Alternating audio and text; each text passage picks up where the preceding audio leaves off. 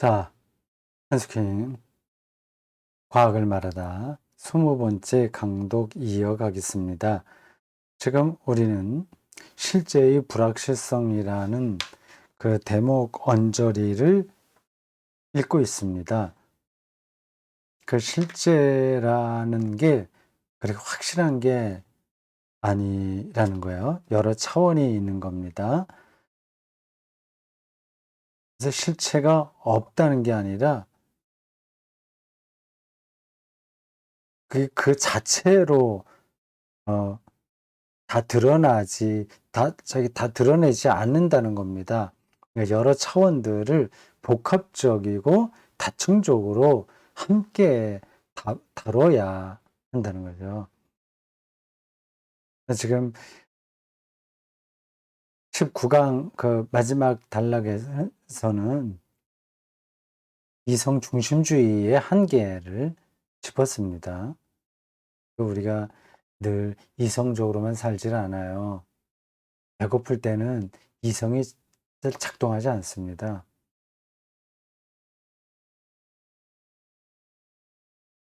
자, 물론 객관적인 것만이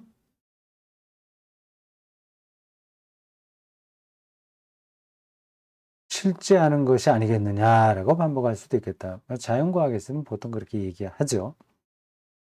결코 그렇지 않다. 근대 과학의 핵심인 과학적 객관성은 근대라는 한 시대조차 제대로 흥미하지 못했다. 자연과학의 객관성도 그 객관주의라는 과학주의도 그렇게 절대적인 정당성이 유지되지 못했다는 거예요. 객관성을 진리와 동일시할 수는 없다. 그 객관적이라고 하는 것도 주관적인 게 포함되기 때문에 그렇습니다. 정의가 사회적 덕목의 전부가 아니듯이, 그렇죠. 정의도 있으나 용서와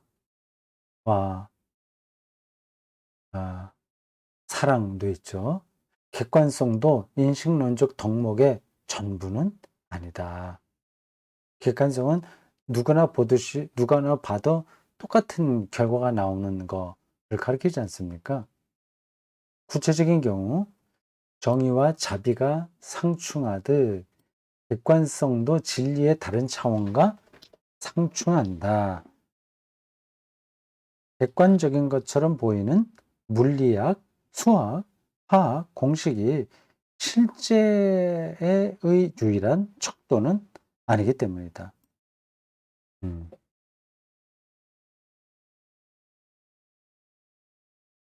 우리는 보통 그렇게 생각하고 삽니다. 그 소위 말하는 자연과학이 그 참된 것을 말할 수 있는 유일한 척도로 생각하죠. 그건 아니다는 겁니다. 색과 소리와 냄새가 있는 다채로운 세계, 전 우주의 감각계에는 모든 물리화학적 공식보다 훨씬 더 풍요롭다는 것은 자연과학자들도 늘 겪는 일이다. 그러니까 자연과학의 관점으로 해명이 되지 않는 현상들이 많다는 겁니다. 물론 조금 더 자연과학이 발전하면 그것도 다 해명할 수 있다고 주장하는 학자들이 있긴 합니다.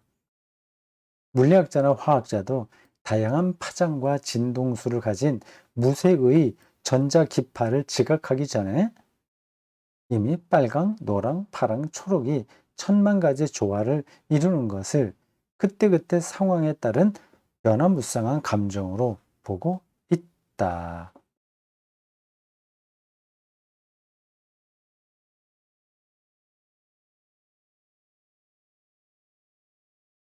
이성을 통한 과학적 인식의 환원주의와 맞서 싸워야 한다.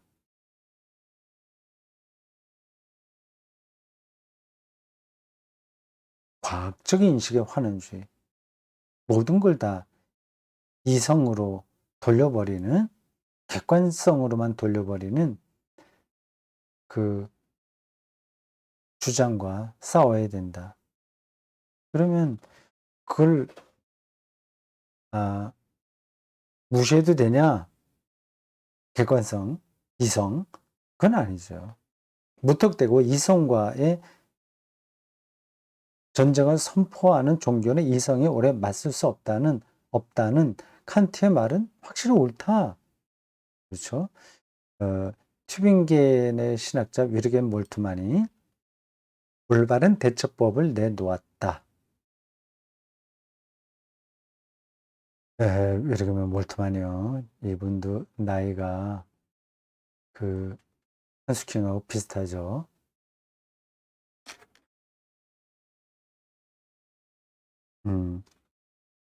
몰트만이 한 살 많은가?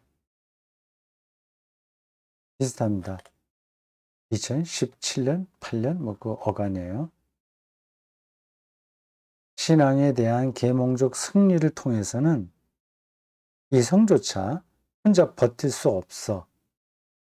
소박한 믿음이라는 매우 비이성적 양상으로 발전했다. 이게 무슨 말이야? 문장이 이상하네.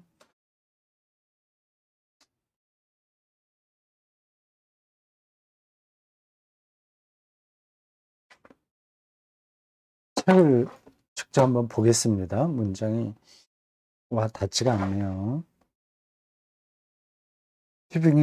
튜빙겐 신학자 위르겐 몰트만이 올바른 대처법을 내놓았다.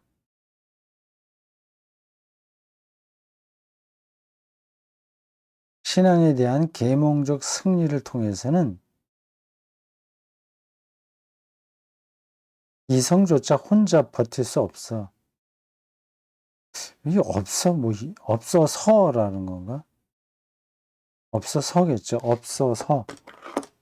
없기에 버틸 수 없어서 서가 들어가야 되겠네. 소박한 믿음이라는 매우 비이성적 양상으로 발전했다. 이 문장만 하루 딱 떼서 보니까 좀 명확하지가 않아요. 어떤 그 맥락에서 나온 걸 텐데 신앙에 대한 계몽적 승리를 통해서는 계몽적이라고 하는 게 이성적이잖아요. 이성적이라고.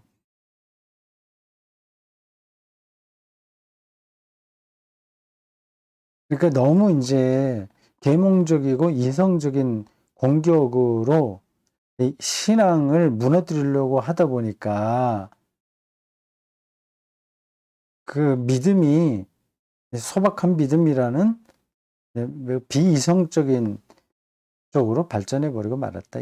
좀 비판적으로 보는 거예요. 소박한 믿음이 이게 잘못된 거죠.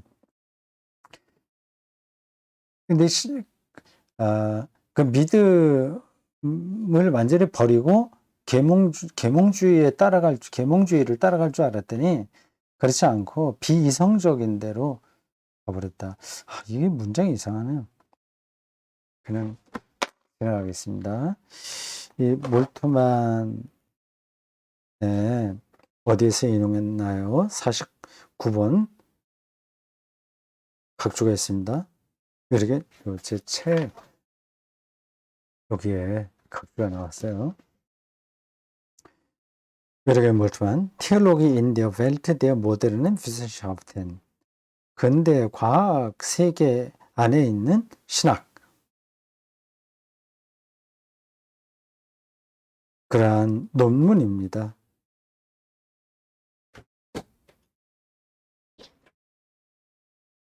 넘어갑시다. 사실 이성이라는 여신의 숭배도 프랑스 혁명 당시 단두대의 공포를 막을 수 없었다.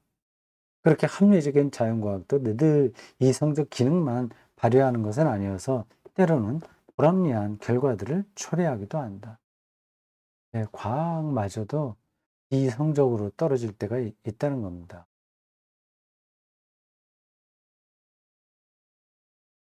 그러니까 자연과학자들 사이에서도 서로 반대 의견이 나오지 않습니까? 그래도 그쪽에 치우쳐 있는 분들은 잠깐 싸울지 모르지만 결국은 객관주의, 객관적, 객관성을 최고의 가치로 아는 이 과학적 실증주의가 그 문제를 해결한다. 그렇게 주장할 겁니다. 자, 이제 장이 바뀌었어요. 7장 넘어갑니다. 자연과학과 신학, 상이한 관점, 상이한, 서로 다른 관점 하면 좋은데, 상이한 관점. 자연과학은 그 시초의 무구함을 상실한 지 오래다. 이거 문장이 이상해요. 자연과학은 시초의 무구함을,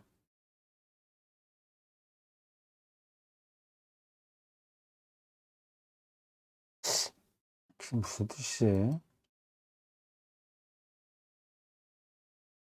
그,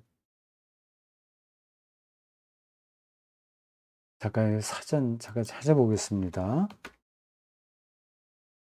음, 순수하다는 뜻인데, 무구함.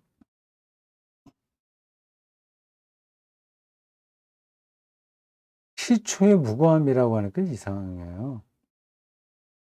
자연과학은 시초의 무구함. 이건 우주의 시초를 가리키는 건 아니잖아요. 자연과학은 그 출발이라고 해야 되겠네요. 출발의 순수함을, 왜 이걸 이렇게 글을 어렵게 쓰지? 그, 그 출발의 순수성을 이렇게 해야지 맞잖아요. 말이 되잖아요. 우리 문장으로 읽을 때. 음, 자연과학은 그 출발의 순수성을 상실한 지 오래되었다. 19세기와 20세기 전반을 휩쓴 진보의 쾌감도 사라졌다. 과학의 진보가 항상 인간의 진보는 아니라는 것이 지난 수십 년 동안 더욱 분명해졌다.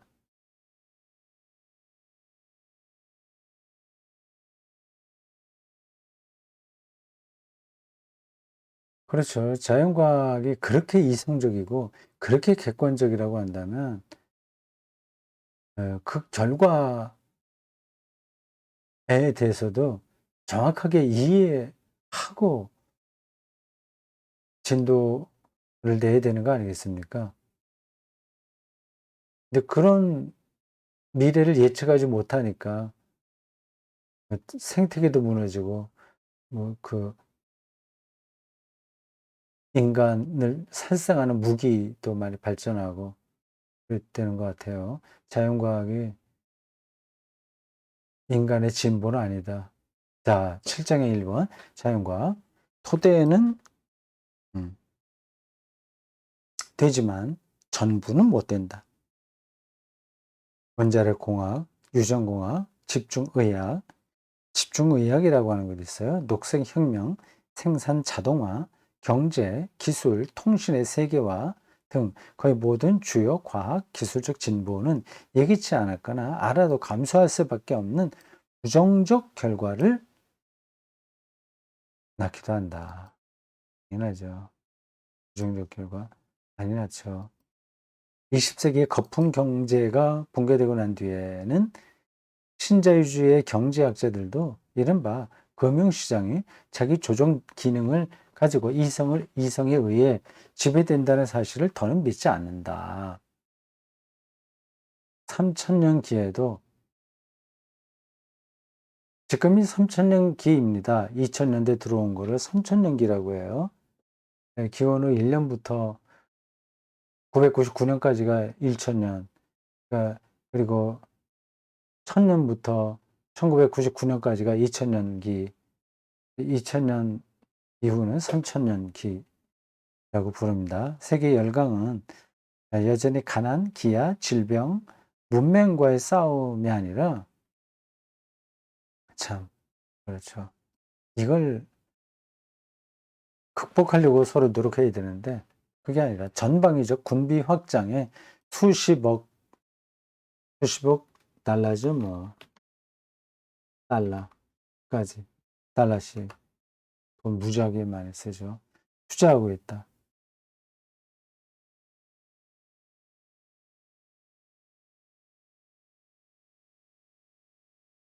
모든 것이 이성을 거역한다.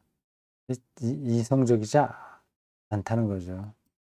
그렇다. 첨단 기술로 무장한 21세기 초 아프가니스탄과 이라크 전쟁은 명목상 대단히 합리적으로 수행되었으나 당사국과 전 세계에 미친 끔찍한 결과들은 인류의 이성을 총체적으로 의심하게 만들었다. 물론 이 모든 것이 과학 기술을 절대화하는 과학 맹신주의에 대한 비판일 수는 있어도 과학 맹신주의에 대한 비판은 하지만 이성과 과학 자체에 대한 비판은 아니다. 자연과학은 당연히 근대적 세계상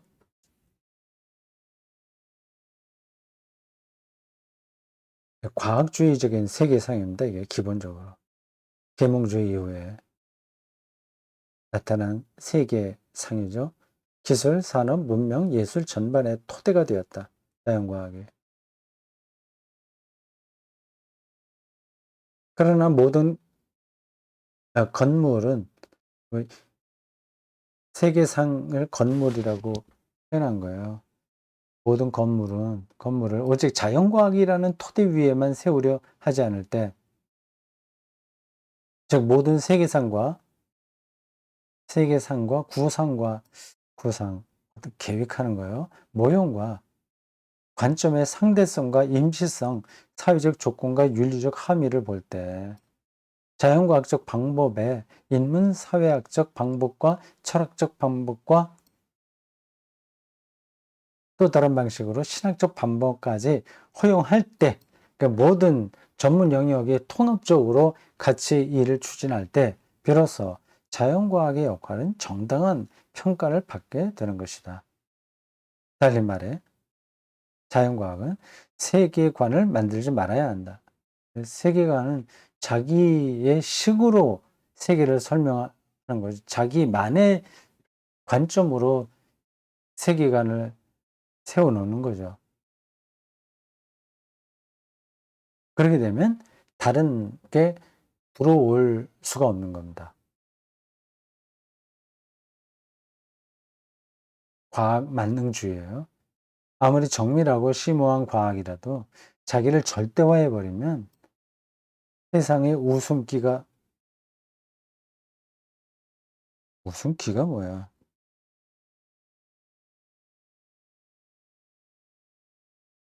세상에 웃음기가 아니라 또 오기가 났네요. 웃음거리. 그렇죠. 웃음거리가 되고 민폐를 끼치기 십상이다. 과학이 다른 모든 체계를 계몽하려 든다면 정신분석학처럼 모든 정신을 이 기술적으로 분석하는 학문이 정신분석학이거든요. 사람이 다 그 안에 들어오지 않은데 모든 걸 그렇게 해버리려고 하는 거예요. 아, 이건 뭐 오디푸스 컴플렉스야. 뭐 이게 그래 뭐 등등등등 그런 식으로 말이죠. 결국 자신의 매력도 잃게 될 것이다. 대책이 필요하다.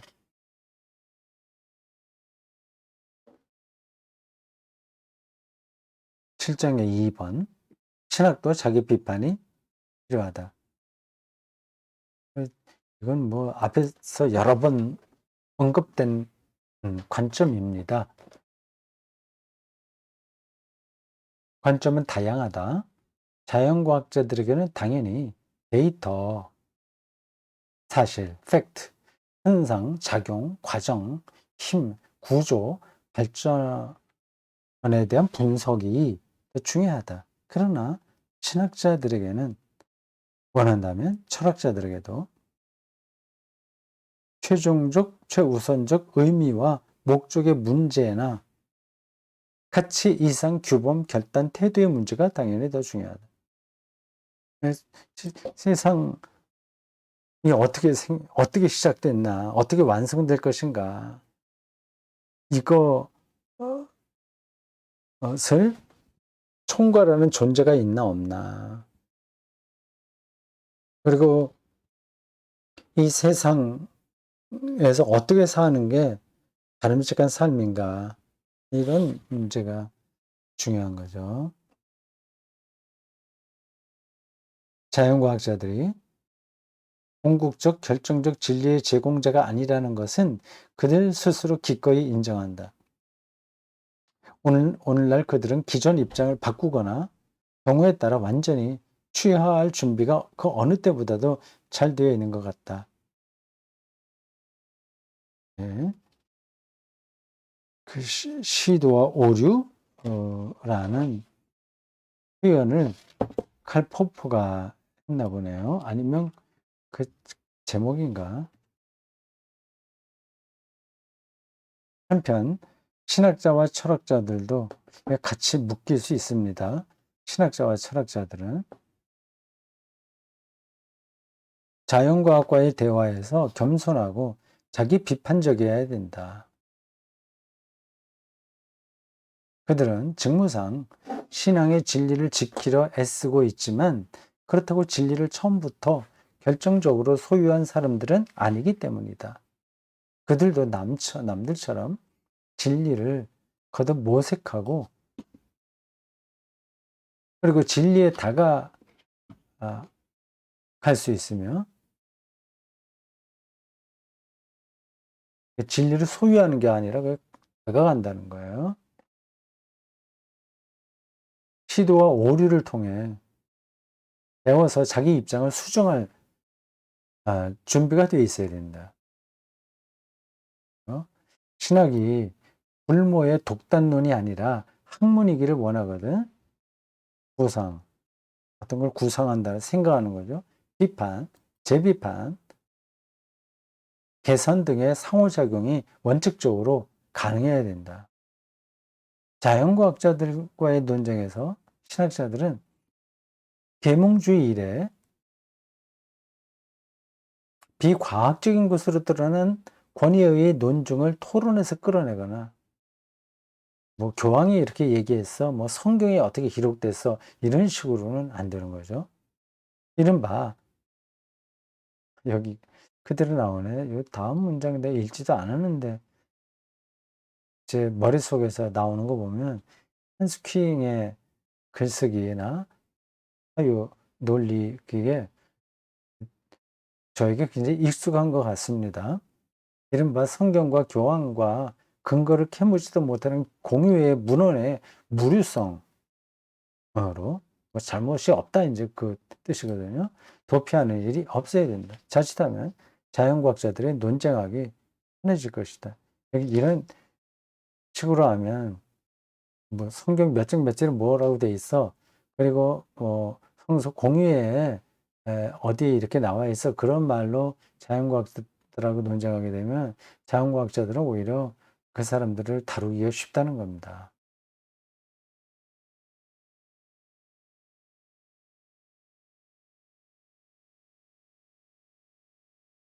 독일 신학이야말로 자연과학과의 관계를 현저히 회복할 필요가 있다. 독일 신학이 좀 이런 부분에서는 에, 충분하지 않았죠. 게을렀다고 봐야 되나요? 영국 이런 데에서는 영국 성공회에서는 많이 한 것 같은데요. 독일 신학은 좀 뒤늦었습니다.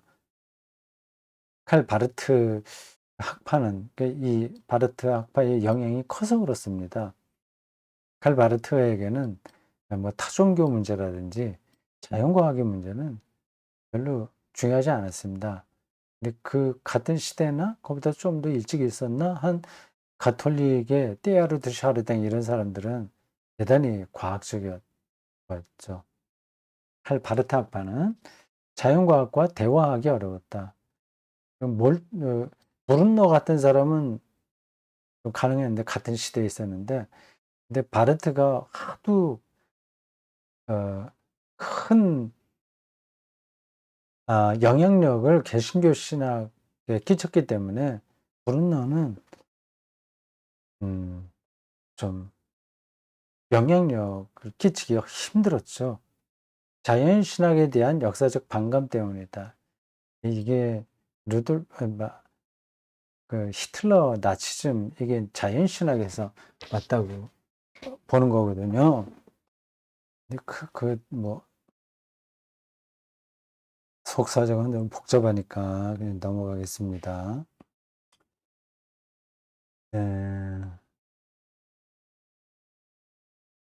계시신학이 아니라 자연신학 때문에 나치즘이 가능했다, 이렇게 보는 거죠.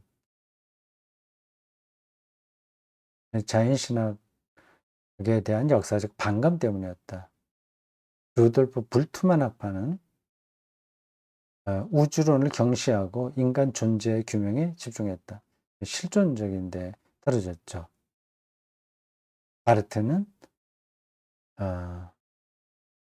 계시신학에,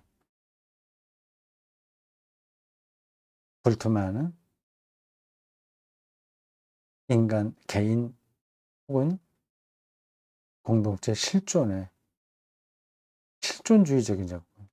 가톨릭 신학자들은 무엇보다도 유해한 로마 교의 문서들을 철저히 검토하고 갈릴레이와 샤르탱을 복권시키는 문제에 몰두했다. 결국 그런 작업도 필요한 거였죠. 영미권의 사정은 달랐다. 여기서는 신학자들만 물리학에 관여한 것이 아니라 물리학자들도 신학에 깊이 개입함으로써 뜻깊은 조정 작업이 수행되었다. 수십 년 전부터 저작들이 다량 출간되었다.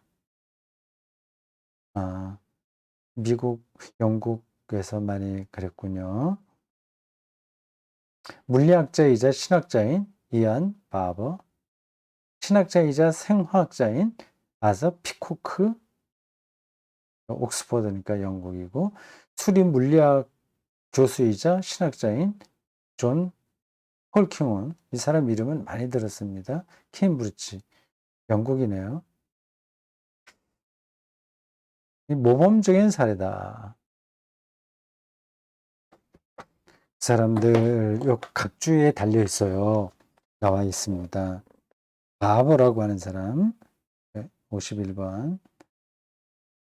이 사람이 쓴 책, Religion in an Age of Science, 과학 시대의 종교, 1990년에 나왔어요. 몇 권 더 있습니다. 또 52번 각주에 있는 피코크, 사람 Theology for Science Age, 과학 시대의 신학, 제목 비슷합니다. Being and Becoming, 존재와 Becoming, 되어감, 생성, 이런 거죠. Natural and Divine, 자연적인 것과 신적인 것, 이런 제목의 책이네요. 그 다음에 폴킹온, 이 사람 이름 많이 들었습니다. 이 사람에 대한 책이 많이 소개됐네요. Belief in God, 하나님 신앙, in an age of science, 과학 시대의 하나님 신앙, 이런 거 있고, 독일어로 또 번역도 되어 있네요. An Gott glauben im Zeitalter der Naturwissenschaften, die Theologie eines Physikers 등등, 이렇게 여러 가지로.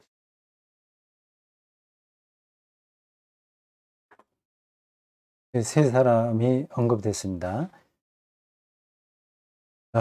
이안 바버와 코크와 폴킹홍입니다. 여기서 내게 자연과학과 신학의 방법론적 유사성이나 과학과 합리성의 개념적 통일성은 그리 중요한 것이 아니다. 이런 문제는 폴킹원도 자신의 초기 저작에서 강조한 바가 있다.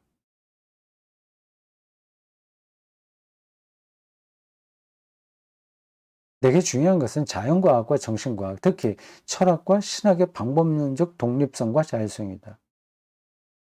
음. 따라서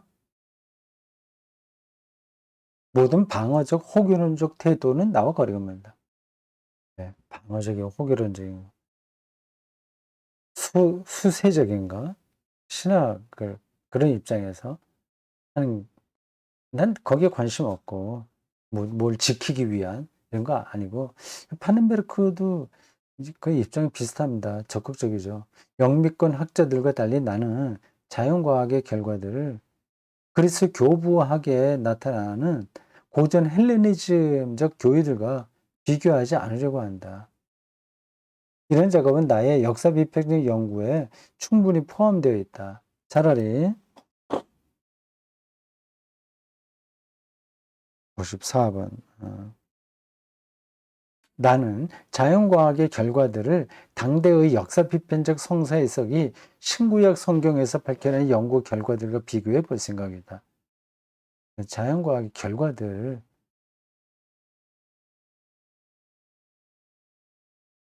성사 해석과 비교해서 뭐가 관점이 같고 다른가, 그리고 어떻게 구별되는가, 거기서 기독교 신학의 고유한 자리가 뭔가, 그리고 자연과학이 이 신학의 소리에 왜 귀를 기울여야 되나 하는 것들을 말하겠죠.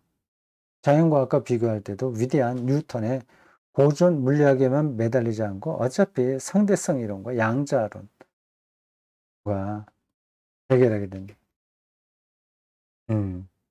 아인슈타인과 하이젠베르크, 뭐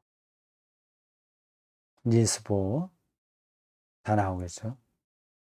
네, 그런 얘기를 앞으로 다루겠다고 하는 겁니다.